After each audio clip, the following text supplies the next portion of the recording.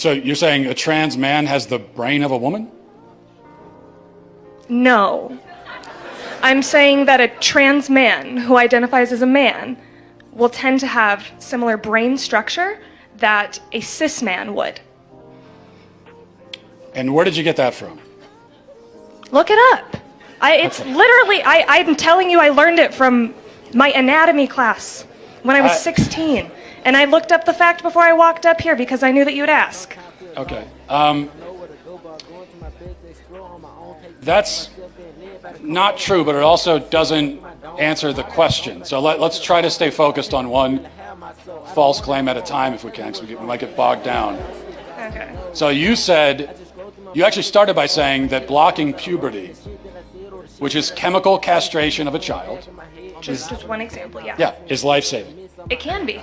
How do you know? Because there are children who have been suicidal that have had these interventions made. What children? How do you know? And how many children have had that done? Me personally, and then I are haven't still met suicidal? children. Me personally, I haven't met enough trans children to answer that question. Okay. But I know You that are the making- research exists. You're making this statement, you're stating it as a fact in front of all these people.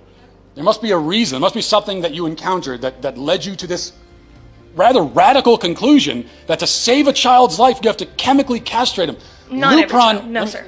Okay, well that is what you just said.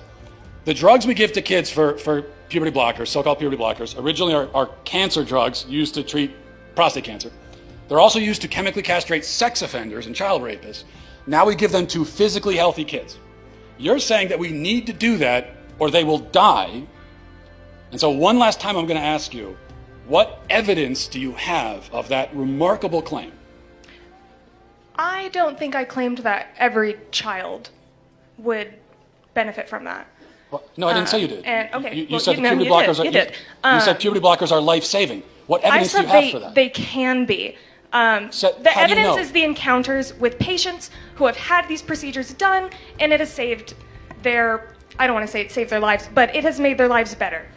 I can't confirm whether or not they're alive right this second, but there are children that it has helped. So what do you have to say for the happy trans community who has benefited from these procedures?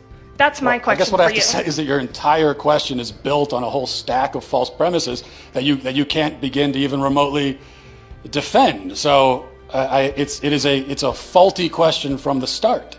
I reject your premise. I absolutely reject that there are any kids who need to be chemically castrated in order to be happy. Okay, let's... I reject that.